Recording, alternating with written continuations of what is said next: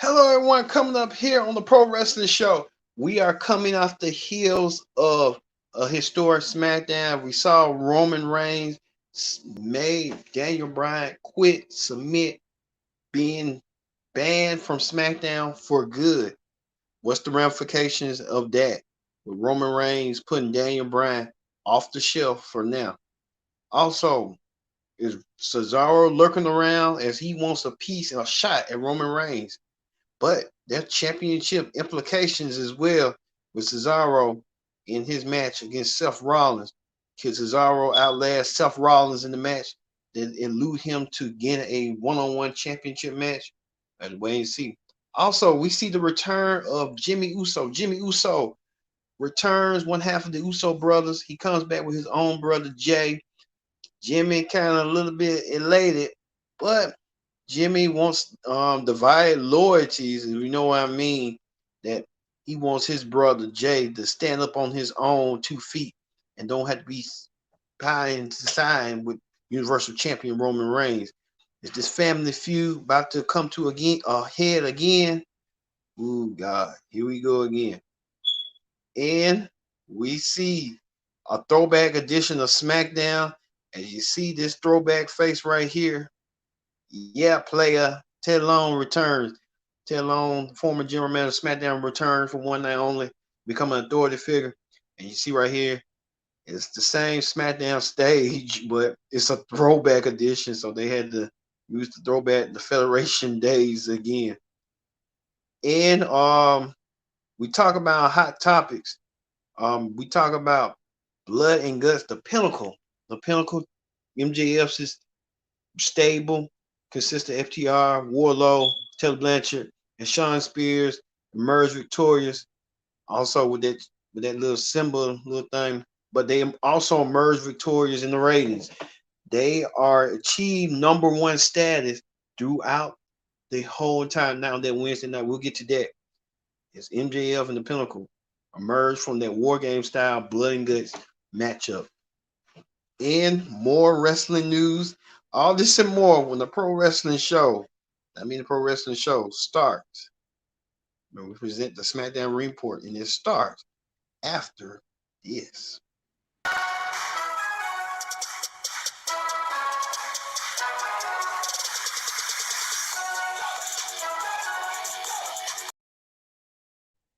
Hello, everyone. Welcome to this edition of the Pro Wrestling Show. I'm your host, as always, Kenny Dix here. Glad you can join us in the Pro Wrestling Show. Thank you all for watching this edition of the Pro Wrestling Show. Presents the SmackDown Ring Report.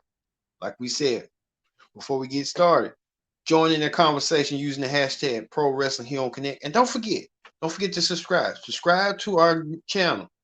We are here. We love pro wrestling. We care about pro wrestling. And we're glad you are here with us during this pro wrestling boom. Thank you all again. Also, like we said, we're going to talk about what we're going to talk about. The SmackDown. The SmackDown Ring Report. SmackDown was tonight. SmackDown went back old school, back to the days of the World Wrestling Entertainment, the Federation days, and the Attitude Era. It was kind of like they didn't have no legends, but they kind of made up for it just having matches. They said it was because it was the Fox network wanted it was a directive, so they want to go with Fox. So let's get started. Get started with coming off the heels of his huge win over Daniel Bryan over the Universal Championship. Roman Reigns retained. Roman Reigns told Daniel Bryan last week, if you can't beat me, you got to leave SmackDown. And that's what Roman Reigns did. He choked Daniel Bryan out with that guillotine chokehold and banished Daniel Bryan from SmackDown. So Daniel Bryan can't appear on SmackDown no more. It's just he probably can go on Raw or NXT. Daniel Bryan hasn't. We haven't seen the whereabouts of Daniel Bryan in a while. We don't know what Daniel Bryan's psyche or what he's going through. We just don't know. But Daniel Bryan's friend Cesaro had to watch in horror as Daniel Bryan was carried out and smashed, his head scrambled from Roman Reigns. We haven't seen Edge neither. I just think they just gone. They just was trying to put Roman Reigns over, and that's what they did. But Cesaro You see right here, we'll get to that. What's going on with Cesaro trying to get his hands on Roman Reigns. Roman Reigns came out there and told the Smackdown universe that, hey, he's the head of the table. He's the Universal Champion. Everyone should respect him. And Roman Reigns carrying that title with immense pride, and a lot of people think he's arrogant. And with the clutches of Paul Heyman in his corner, who knows how dangerous Roman Reigns can be in the near future, defeating the likes of Edge, Daniel Bryan, Kevin Owens, you name it. He had to put his cousin Jay in line, and Roman Reigns boasting about beating Daniel Bryan. Daniel Bryan can't come back on SmackDown no more. It was a spoiler. All of a sudden, you see right here, Jimmy Uso came out there to embrace Roman and Jay. We thought Jimmy was going to be a part of the group. It was assumption because Jay was part of the group. Well, like I said, it became that way. You see right here, Roman and Jimmy, doing that dap. And you see right here, he's trying to embrace his brother. And like I said, everything really didn't come to play. We did what we thought. But we'll get to that later on in the show. Cesaro came out there and talked about he won a shot at the Universal title. Cesaro, I think Roman said, "Hey, you don't deserve a title match. You ain't in my league." And Cesaro got angry. And next thing you know, Cesaro said, "After I get done, Seth Rollins, I'm coming for you." And Seth Rollins attacked him and blindsided him. You see right here, the Uso brothers watching attentively at ringside, trying to keep a close eye on this match. Now, there's a stipulation added that general manager for the night, Teddy Long, former general manager of SmackDown, made and said that if due to Adam Pearce, if Cesaro beats Seth Rollins, he gets a championship match at Backlash against Roman Reigns. So Cesaro had to put all the stops in this WrestleMania rematch. What an amazing WrestleMania rematch it was. You recall WrestleMania, that amazing match that Cesaro and Seth Rollins had. Cesaro did that swing, and I guess I was kind of like waiting for 10 years when he's going to do the swing. Now he finally did it. Cesaro, Seth Rollins right here delivering a suplex on Seth Rollins right here. Next thing you know, Cesaro trying to nail shot Seth Rollins, trying to give him that forearm shot. Cesaro also placed Seth Rollins right here in the sharpshooter, trying to make the man tap. Cesaro want that world title. He can grasp it. He grasped that opportunity of a lifetime, being the world champion of SmackDown. But he had to get through Seth Rollins to do so. And Cesaro hit the neutralizer right here. He delivered the neutralizer and got the 1, 2, 3. And Cesaro is now your new #1 contender for the Universal Championship. Like I said, he will meet Roman Reigns at Backlash, at WrestleMania Backlash. Why you just can't say Backlash? Why can't I say WrestleMania Backlash? But at WrestleMania Backlash, these two will meet for the Universal title. I just hope Cesaro knows what he's doing in this match. And can you see Cesaro become Universal Champion in 2021? It's a possibility. He has that momentum. He had that Seth Rollins momentum. But could we see a trilogy of matches between Cesaro and Roman Reigns going forward? So, it's a possibility. But Seth Rollins came at the losing end of the match and wanted to blame the Uso brothers for costing him his match, and said that I'm gonna go to Roman, and he had a few chat words with Roman. Roman said that I'll take care of my family. You need to stick out of it. But can you see Seth Rollins turning face and joining forces with Cesaro and have that mutual respect for Cesaro? It could happen. It's a possibility. And you see right here, the Uso brothers are at war against each other because Jimmy's coming back, and he's trying to tell Jay that you're better than this. You should be better than this. You should not be following orders from Roman. You should be able to do your own thing and do the thing you want to do. And I think Jay was taken aback for a minute and didn't know what to think. And you see right here Cesaro with a smile on his face. He might be on the road, but only time will tell on that. And we'll get to the little family summit that they had at the end of the show later on.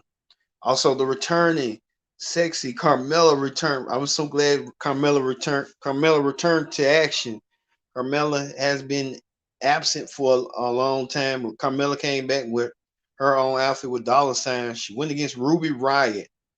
Now, this match was a good match to showcase Carmella and showcase a little bit of Ruby, but it was really to put Carmella over. Ruby Riott trying to do shoulder blocks, trying to take Carmella down. Carmella right here kicks Ruby Riott in her face, and Carmella used the code of silence, her submission maneuver, to make Ruby Riott tap out. No, Ruby Riott quite a losing streak, but she's putting folks over. Same way with Carmella when she was with Reginald. I guess Carmella don't need Reginald, so you know how that floats your boat and stuff. Also, the challenger for the SmackDown Women's Championship, Bayley. You see right here, the WWE Thunderdome turned into a retro style throwback edition of SmackDown. Nice aesthetics. You know how they go. But Bayley came out there to talk about and brag about the former women's champions of the heyday. Bayley went through a whole list talking about Jacqueline, Trish Stratus, Lita, Medusa, any woman you can think of that paved the way for being women's champion. She even brought up to the speed up to the current women's champion, Bianca Belair, who she'll meet at WrestleMania Backlash for the women's title. Bianca Belair and Bayley had a word of words. Bianca said she finally had enough of it, and she tagged Bayley and she drop kicked Bayley. Bayley didn't see that coming. I mean, she really did, but it was kind of like, wow, hilarious a little bit. But Bayley capitalized right here, trying to take Bianca's earrings off. I thought she was gonna rip her earlobes off in a way too, but she kind of stepped on her hair and let her know that she's coming for her title and did her maneuver. So look for that, Bayley versus Bianca Belair for the SmackDown Women's title in 2 weeks' time at WrestleMania Backlash. These women are going to really battle it out for the women's title. It's going to be a physical matchup. This is going to be Bianca Belair's first test as SmackDown Women's Champion. We haven't seen the whereabouts of Sasha Banks. Where's Sasha Banks? We don't know. Also, in tag team action, Rey Mysterio and Dominik look to become the first father-son tag team to win tag team gold. Is it possible? We'll have to find out and see. As Rey was supposed to go against Dolph Ziggler. Dolph Ziggler with his tag team partner and fellow tag team champion Robert Roode. They call themselves the Dirty Dogs. And you see right the Dirty Dogs right here. But Dominik stepped in for his dad, Rey, and went on against Dolph Ziggler to show off. Good matchup between both of them.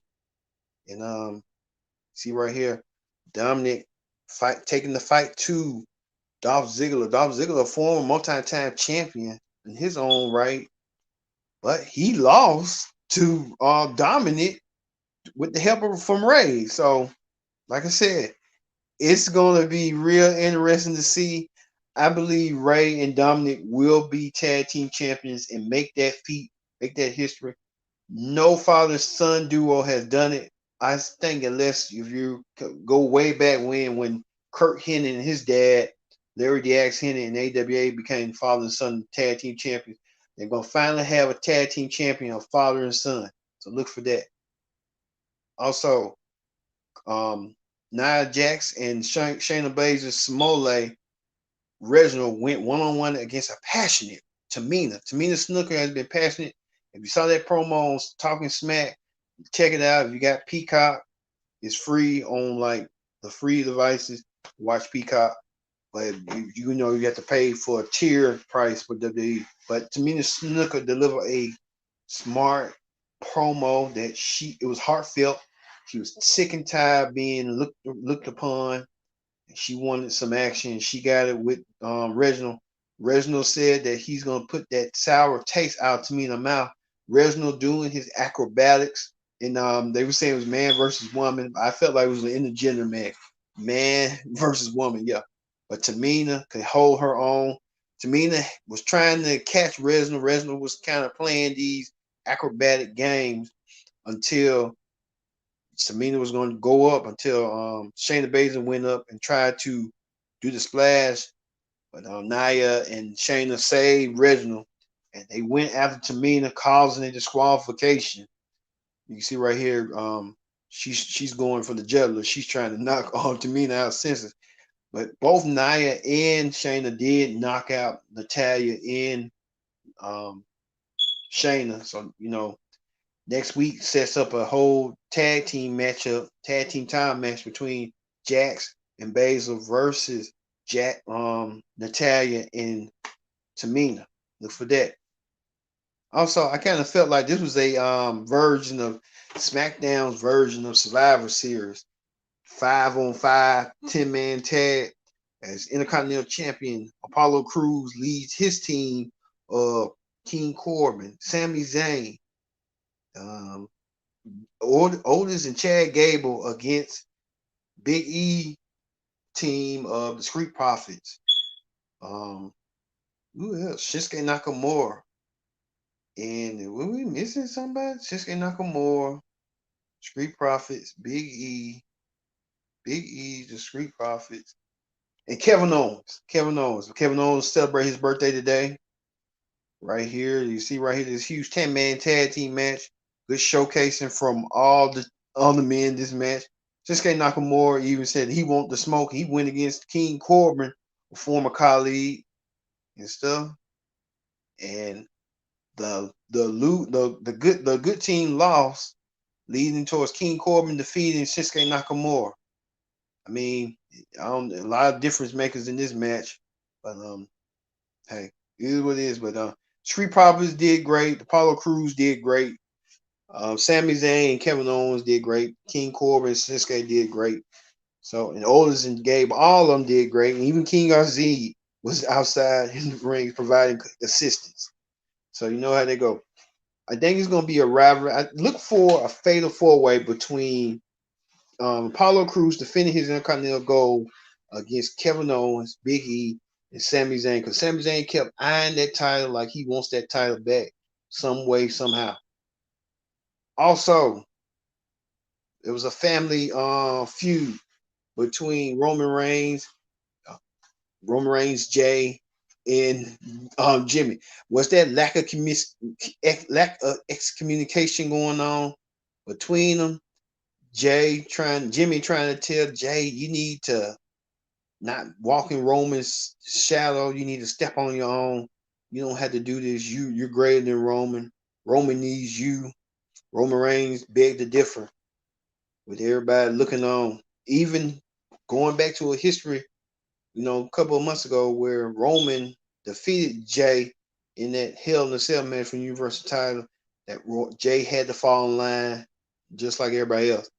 Roman said, I don't want to do this to you, but if I got to do this, then I have to do this because I'm the head of the table. You're not the head of the table. And I think Roman was trying to send a message to Jimmy that, hey, fall in line just like your brother and be great like I am. And you don't want to be great, then I'm just going to show you better than I can tell you. All of a sudden right here, Cesaro attacked all three men. He even attacked Roman Reigns and left Roman Reigns laying. Cesaro standing tall right here. Cesaro wants that Universal Championship in the worst way. And I can tell you right now, Cesaro looks like he can be a legitimate challenger to the championship. To the championship. It's that Cesaro has that ability. Cesaro wants the goal worse way than how Cesaro could be walking out WrestleMania Backlash as the next Universal Champion. But we just have to wait and see on that because Roman Reigns got a lot of family issues that he has to attend to in his own family. So let that go. All right, that ends the SmackDown Ring Report. Let's move forward to Hot Topics. On Hot Topics this week, man, what a hot topics we got to talk about right now. And I mean right now, like this. Let me tell you right now. The SmackDown Fist came out in store tonight. And you see right here, well, it didn't, but it was like a little CGI effect. The SmackDown Fist came out for CGI, as well as WWE trying to do that little vintage stuff. So everyone kept talking about the fist, and they wanted to see the fist, and WWE granted them a fist. So there they go. So with SmackDown, so everyone was satisfied. Look for them saying they were satisfied with the fist and stuff. Also, too, MLW ended its season finale, and it came with shocking news. Now we know that Serena Del Renta, who is a manageress of MLW for so many years, now her MLW, she's no longer with MLW no more. I don't know what's going on with that. Is she? I mean, she's a good manager. She reminds you of Sensational Sherry, and they just gonna let her go like that? Is there bigger plans for her in the future? You know, a manager, a person like that, you want to keep them in your roster. But MLW trying to grow, and I guess that Selena Del Rento feels like she wants to grow on her own. But the cliffhanger was that Serena Del Rento was kidnapped because she failed to produce more matches, more wins, and all of a sudden we got revealed who was El Jefe. El Jefe was none other than Lucha Underground's former Don Coelho. Man, you may know Don Coelho from Lucha Underground days when Don Coelho was really the owner, the mouthpiece of certain people, certain wrestlers. He returned, and now MLW is going to do business with their version of Lucha Underground, Aztec Underground. It's fascinating to see when they're going to bring this up. They're going to have to bring it sometime this fall, late this summer. So I'm intrigued to see the world of MLW never stops. I can tell you right now. Also, that huge blood and guts match earned the distinction. It reached a milestone for AEW and TNT being number one for that night. As we can see right here, TNT's AEW Dynamite was number one last night's number one program amongst the demographic 1849, the first achievement for a wrestling franchise as the show continues to have the youngest wrestling audience on TV. They say too, AEW was the number one program cable amongst 1849, a first time feat for the wrestling franchise. So this is a historic achievement for AEW doing this, being number one. It's just WWE was not number one since last 20 years, and AEW has done it. And they said that the average broadcast was 1.1 million, up 18% from last week. AEW has reached a 19.9 million this year, the youngest audience. And Tony Khan said, I quote, being number one in the ratings for the first time is a major triumph for AEW and a tribute to our talented staff and everyone at TNT, all above our loyal viewers. You can, like I said, that's a good feat, but don't, Bully Ray said on Buster Open, don't get too carried away. Continue that momentum and continue to grow. Don't brag about, ooh, we're number one. You be number one today and be number one, not number one tomorrow. So you have to keep your head up and not brag too much. Just keep that momentum going. You don't have to talk about I'm number one. I'm number one. We know the proof is in the pudding. So congratulations to that. And congratulations to the Pinnacle, because I said on the show on Wednesday, if you recall, that the Pinnacle was going to win, and they did. They won in a clear fashion, the fashion that Jericho lost, but it was kind of scary too. It was kind of reminding you of the Lion King. If you remember where Scar had killed Simba's dad. Same way, there wasn't no killing, but MJF learned from the teacher. He was the student, and he became Jericho became the teacher. If you remember the student versus the teacher, Matthew. MJF emerged victorious on top of the cage. Tony Schiavone was saying some harsh words about MJF that we can't say here, but you watch back, you see Tony Schiavone and JR and said some harsh words. Caliber was kind of keeping it in the middle, but the other two announcers, they old and they kind of like, we don't care. We don't care what we say. Hey, we don't care. They don't care. They in their little world, and they wrestling announcers. They deserve that distinction for long. But you got to also be careful what you say too, because you're on the FCC guidelines too. So got to be careful. And you see right here, Sammy Guevara showing pictures right here of him being bruised throughout that match. Woo, man! I know he can't.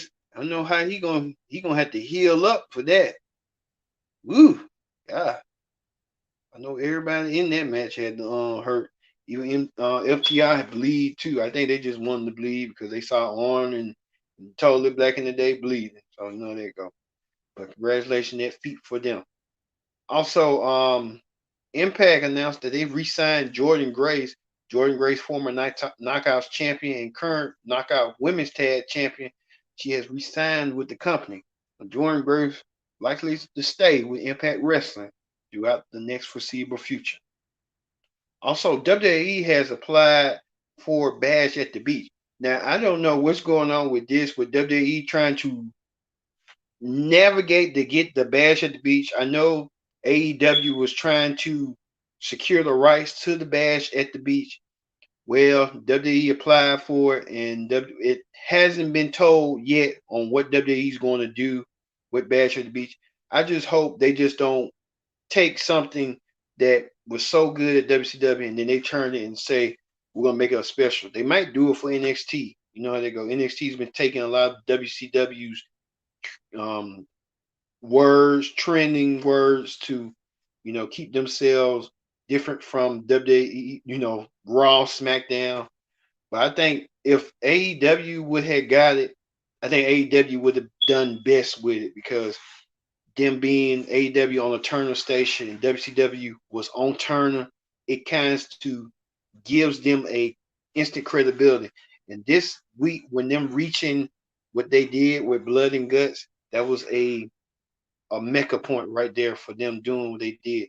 So kudos to them on with them with AEW. But WWE, be WWE, leave. I tell AEW, hey, be different, be original. If you had WCW trademark, then do what you must. But since you don't have it, be original, create something new that a lot of people know. So with them creating Blood and Guts, that kind of makes sense. Also too, Big Cass, or he calls her W Morrison, that's reports that he's dating DDP's daughter Lexi, who is a AEW broadcaster. So, like I said, congratulations to them. They are a couple, because he's holding her like he holding anyone else. He used to date Carmella, but that's a different story. But they look happy. Congratulations in order. Also, former current Impact, former Impact TNA champion Moose saying that his goal is to win the Impact title before his contract is up in June. Like I said, Moose had numerous opportunities. He had opportunities against Austin Aries, which that was a mismatch. He had opportunities against Rich Swann. He lost that. It was just Moose got to look deep down himself and say, hey, I need to stay in Impact and get this title. And I feel like Moose should be the Impact champion, to be honest. But they just give it to other dudes for now. But, to each his own and stuff. Also, too, many of you may recall AEW was, I don't know, they sent the box, but Botchamania, that's most popular online. They show botch moves with WWE, any wrestling botches. Well, Botchamania said that YouTube tried to block him, but AEW gave him their second strike. And they thought it was done with, but Botchamania said that AEW saved them, and it was a lack of miscommunication. They said something about the box. The box came out there and did what they did, but Botchamania should be back running again. So you know how that go in the end. All right, so we cover a whole bunch of stuff tonight. We cover a lot. We covered Seth Rollins versus Cesaro. Cesaro, if he won, he got a Universal Titles match, and he did so by defeating Seth Rollins. Man, so Seth Rollins, I don't know what's going for here. Seth Rollins might turn to a babyface sooner or later. I'm telling you. And then Rey Mysterio versus Dolph Ziggler. That didn't turn out to be. Rey Mysterio, Dominik came in and filled in for his dad and got the 1, 2, 3, 4 over Dolph Ziggler, thus them getting a tag team title match at WrestleMania Backlash. The Mysterio family, Rey and Dominik, could they be the first father-son duo to overthrow the Dirty Dogs, become the new SmackDown Tag Team Champions? A whole bunch of endless possibilities. We gonna kick off too. And also, don't forget this Sunday, right here, not right here, but on the A&E network tomorrow night. A&E has biography. Booker T is going to be sitting around throughout A&E with his own biography, and he'll be a part of A&E's WWE's Most Wanted Treasures. I guess they're looking for the King Booker robe with the black robe he had at SummerSlam almost 15 years ago. So look for that. So it's a whole bunch of stuff coming up wrestling related. So hopefully I will come back on Sunday to do the Booker T review and my thoughts on Booker T. And I probably want to do the reviews on past legends. We did one on Macho Man. So I want to probably do one real soon, probably for Monday on Raw, the Raw Ring Report. So you'll hear my thoughts on the Booker T documentary. Also, too, don't forget the Dark Side of the Ring, part 1 and part 2 of the late great Loose Cannon Brian Pillman, his life story, his wrestling highs and his wrestling lows. So look for that. So for me being Kendrick Dick saying so long, we'll see you this Monday for the Raw Ring Report. See you later.